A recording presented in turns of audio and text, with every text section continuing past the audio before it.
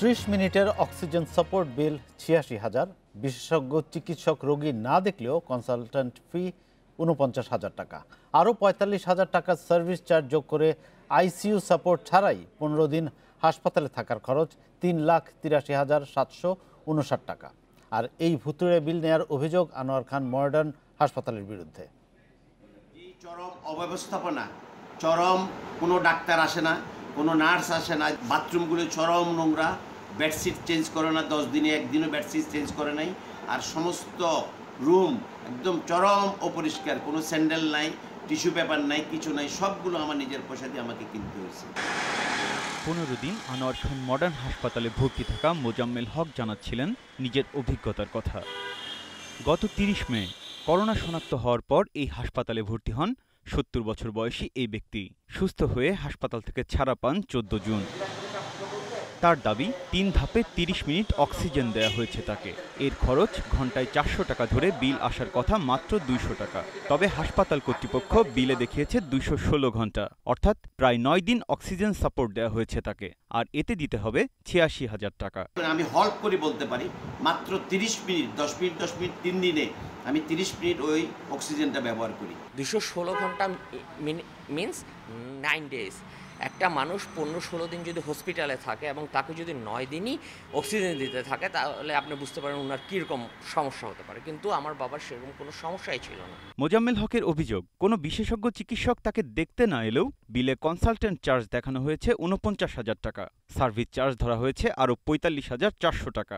মোট বিল ৩,৮৩,৭৫৯ টাকা। স্বজনরা বলছেন, এ বিষয়ে জানতে চাইলে কোনো ব্যাখ্যা দেয়নি কর্তৃপক্ষ। কোনো আইসিইউ সাপোর্ট তো ওনার লাগে না, কিচ্ছু নেই, ওনাকে কোনো সার্ভিস দেওয়া হয়নি। তাহলে সার্ভিস বিলটা কিসের? ওনার কাছে কোনো ডিউটি ডাক্তার আসেননি, কিন্তু ডিউটি ডাক্তারের চার্জটা করা হয়েছে। 1000 বার ব্যাখ্যা চাওয়ার পর ওনারা কোনো ব্যাখ্যা দিতে পারেননি। এসব অভিযোগের বিষয়ে কর্তৃপক্ষের বক্তব্য, করোনার কারণে চিকিৎসকদের উচ্চ বেতন ও স্বাস্থ্যকর্মীদের নিরাপত্তা সামগ্রীর খরচ মেটাতেই এসেছে এই বাড়তি বিল। প্রতিজন কর্মীর দৈনিক প্রায় 3 থেকে 4,000 টাকা পিপিইর পিছনে খরচ হয়। এছাড়া সবাইকে উচ্চ বেতন দিতে হয়, প্রায় ডাবল বেতন আমাদের এখানে সবাইকে দিতে হচ্ছে, এবং এর বাইরে খাবার সরবরাহ করতে হয়। এর বাইরে এখানে প্রচুর আমাদের ইন্তজাম করতে হয়, যার জন্য এখানে অবশ্যই একটা অন্য রোগীর চিকিৎসার থেকে এই রোগীর চিকিৎসার ব্যয়টা একটু বেশি হয়। এদিকে বেসরকারি হাসপাতালগুলোতে নজরদারি বাড়ানো হয়েছে জানিয়ে স্বাস্থ্য বিভাগ বলছে, তদন্তে এ ঘটনার সত্যতা পেলে ব্যবস্থা নেওয়া হবে। এটা দেখতেছি আমরা, এটা আমরা জানি, এটা দেখতেছি আমরা, তদন্ত করে ব্যবস্থা নেব, দরকার লাইসেন্স বাতিল করে দেবো, কিন্তু সুনির্দিষ্ট অভিযোগ পাইলে আমরা লাইসেন্স বাতিল করে দেবো। বেসরকারি হাসপাতালের অতিরিক্ত বিল আদায়ের বিরুদ্ধে পদক্ষেপ নিতে স্বাস্থ্য মন্ত্রণালয়ের প্রতি আহ্বান জানিয়েছেন ভুক্তভোগীরাও। বিপ্রজিৎ চন্দ্র, ইন্ডিপেন্ডেন্ট নিউজ, ঢাকা।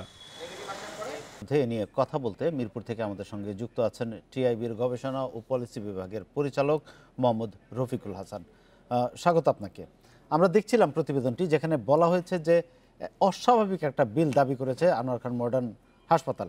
তো এই যে আমাদের একটা দুর্যোগ যাচ্ছে, একটি অতিমারি যাচ্ছে, মহামারী, এই সময় যদি বিভিন্ন প্রতিষ্ঠান, বিশেষ করে হাসপাতালের মতো প্রতিষ্ঠান এমন কাজগুলো করে, তাহলে সাধারণ মানুষের দুর্ভোগ আরও বেড়ে যায়। এ থেকে পরিত্রাণের পথ কি? না, ধন্যবাদ আপনাকে। খুবই দুঃখজনক ঘটনা যেটা প্রতিবেদনে আপনারা দেখালেন।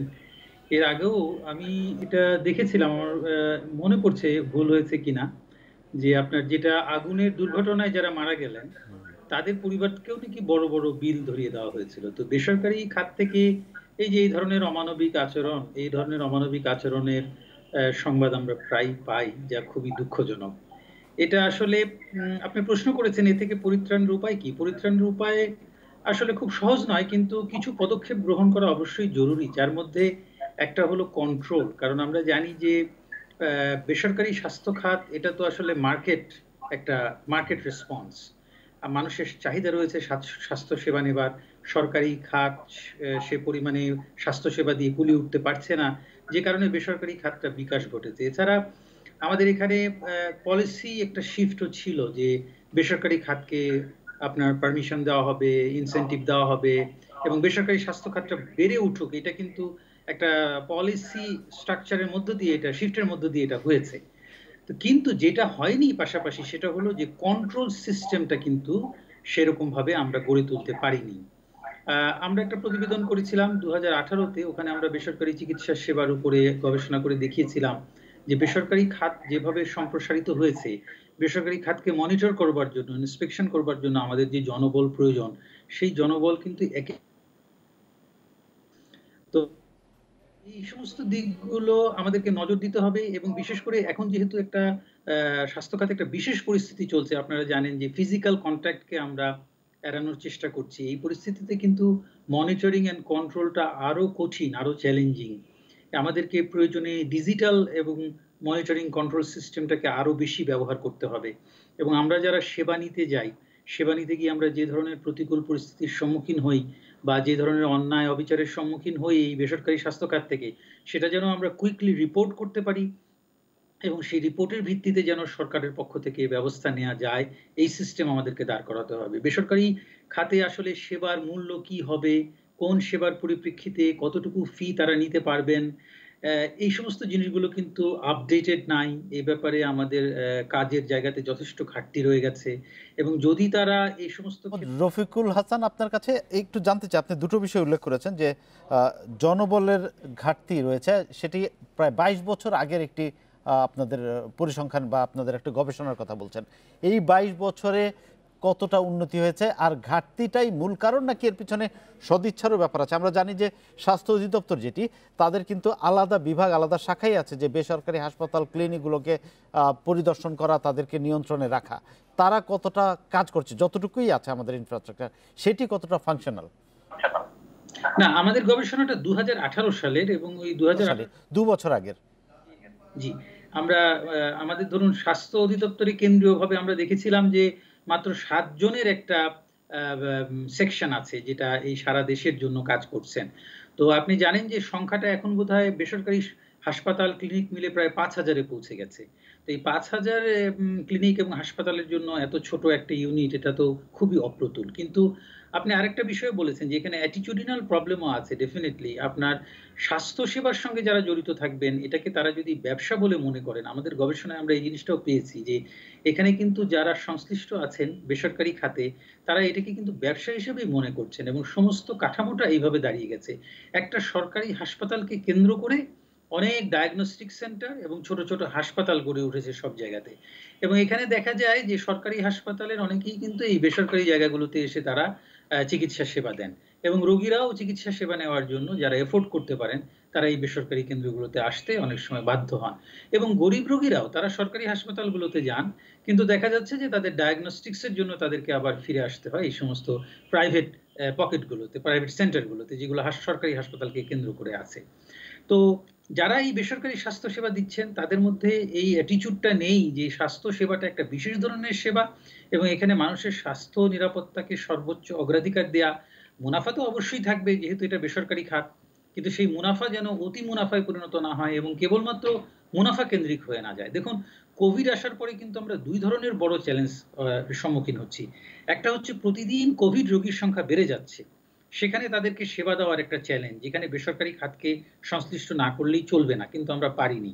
আরেকটা হচ্ছে যে কোভিড-19 কারণে অন্যান্য সেবা কিন্তু হুমকির মুখে পড়ে গেছে। প্রায়ই আমরা এই ধরনের নিউজ দেখছি যে ডায়ালিসিস প্রয়োজন কিন্তু ডায়ালিসিস পাচ্ছেন না, আপনার কেমোথেরাপি প্রয়োজন কেমোথেরাপি পাচ্ছেন না, তারা বিভিন্ন জায়গায় গিয়ে অপেক্ষা করছেন, তারপরে হয়তো তারা মৃত্যুর কোলে ঢলে পড়ছেন। এই ধরনের বেদনাদায়ক নিউজ আমাদেরকে পড়তে হচ্ছে। তো এটার কারণ হচ্ছে যে আমরা এই জরুরি পরিস্থিতি তো আমরা এমনিতে তো ব্যর্থ বেসরকারি স্বাস্থ্য সেবাকে জনগণের বান্ধব করে তুলতে। কিন্তু আরেকটি বিষয়, একটু অন্য প্রসঙ্গে যাই, সেটি হচ্ছে স্বাস্থ্য খাতে এই করোনা পরিস্থিতির কারণেই বাজেট বলেন বা বিভিন্ন জায়গায় আলোচনা হচ্ছে স্বাস্থ্য খাতে বরাদ্দ বাড়ানো এবং এটিকে আরো জোরদার করা। আপনিও উল্লেখ করেছেন যে সরকারি হাসপাতালগুলোতে যদি পর্যাপ্ত সেবা থাকতো তাহলে হয়তো মানুষ অনেকটাই মানে বেসরকারি খাতও একটা প্রতিযোগিতার মধ্যে পড়তো, এখন যেটি পড়তে হচ্ছে না। এখন কথা হচ্ছে যে স্বাস্থ্য খাতে বরাদ্দ বাড়ানোটাই একমাত্র সমাধান, নাকি আমরা বিভিন্ন সময় যেটি দেখেছি যে এই যে স্বাস্থ্য খাতের যে বরাদ্দটা হয় সেটা ঠিক মতো ব্যয় হচ্ছে কিনা, সেখানে সুশাসন, স্বচ্ছতা বা একটা মানে কি বলবো, একটা পুরোপুরি একটা সংস্কার প্রয়োজন বলে মনে করেন কিনা? না, দেখুন, ব্যয় বরাদ্দই কিন্তু একমাত্র সমাধান নয়। আমি যেটা মনে করি যে প্রাইভেট সেক্টরের হসপিটালগুলো বা ডাক্তাররা তারা যে যখন কোভিড-19 ক্রাইসিসটা আসলো তখন তারা যে অন্যান্য সেবা দেয়া বন্ধ করে দিলেন, সেটার পিছনে কিন্তু আমাদের একটা মানে নলেজের একটা ব্যাপারও আছে। আমাদের কিন্তু এই অভিজ্ঞতাটা নেওয়া দরকার ছিল। যেমন আপনি ধরুন চীন এসেছে, চীনে অবশ্য মার্কেট ইকোনমি অত ডেভেলপ না, কিন্তু আপনার অন্যান্য দেশে, এটা আমেরিকাতে বা ইটালিতে বা ইউকেতে বেসরকারি খাত কিভাবে কন্ট্রিবিউট করেছে এই অভিজ্ঞতাটা নেওয়া দরকার। তাদের জন্য একটা প্রোটোকল ডেভেলপ করে দেওয়া দরকার যে যদি একজন পেশেন্ট আসে কিভাবে আপনি তাকে হ্যান্ডেল করবেন।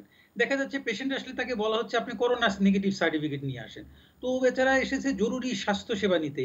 এখন একটা প্রাইভেট হসপিটাল বা ক্লিনিক যদি বলে আপনি করোনা নেগেটিভ কিনা এই সার্টিফিকেট আমার লাগবে আপনাকে চিকিৎসা দেওয়ার জন্য, তাহলে সেটা তো অসম্ভব ব্যাপার। আর করোনা টেস্ট করতে গিয়ে তো একজন লোককে 1 সপ্তাহ 6 দিন অপেক্ষা করতে হচ্ছে, তো ততদিনে তো ওই পেশেন্টের মৃত্যু ঘটে যাবে। যে কারণে দ্রুত গতিতে আমাদের স্বাস্থ্য যারা অধিদপ্তর আছেন তাদেরকে যেটা করতে হবে, বেসরকারি এই ক্লিনিকগুলো, হাসপাতালগুলো কিভাবে করোনা পেশেন্টকে হ্যান্ডেল করবেন, কিভাবে করোনা নন যাদের জরুরি স্বাস্থ্য সেবা দরকার তাদেরকে হ্যান্ডেল করবেন, এর জন্য অবশ্যই একটা নলেজ বেস প্রোটোকল ডেভেলপ করে দিতে হবে। যে আপনাদের অবশ্যই আপনাদেরও সতর্কতার প্রয়োজন আছে, আপনাদেরও নিরাপত্তার প্রয়োজন আছে। আপনি জানেন যে চিকিৎসকরা ব্যাপক পরিমাণে মারা যাচ্ছেন, তো বেসরকারি স্বাস্থ্য খাতে যারা স্বাস্থ্য সেবা দিচ্ছেন কিভাবে তারা নিরাপদভাবে সেবা দিতে পারবেন এবং কিভাবে তারা রোগীদেরকে সেবা দিবেন, এই প্রোটোকলগুলো তাদেরকে ডেভেলপ করে দিতে হবে অতি দ্রুত এবং তাদেরকে মনিটরিং এর আওতায় নিয়ে আসতে হবে। আর আপনি যেটা বাজেট বরাদ্দের কথা বললেন, সেখানে সিলেক্টিভলি কোনো কোনো বড় ধরনের হসপিটালগুলোকে সরকারি সেবার আওতায় নিয়ে আসতে হবে এখন জরুরি ভিত্তিতে, যেহেতু কোভিডের সংখ্যা অনেক বেড়ে যাচ্ছে, কোভিড রোগীর সংখ্যা, তাদেরকে হয়তো বা সরকারের পক্ষ থেকে তহবিল দেওয়ার বা সেবার বিনিময়ে তাদেরকে চার্জ দেওয়ার, ফি ফর সার্ভিস, এই ধরনের সাময়িক ব্যবস্থা প্রবর্তনের একটা প্রয়োজন দেখা দিতে পারে। অবশ্যই। মোহাম্মদ রফিকুল হাসান, আপনাকে অনেক ধন্যবাদ। আমরা শেষ পর্যায়ে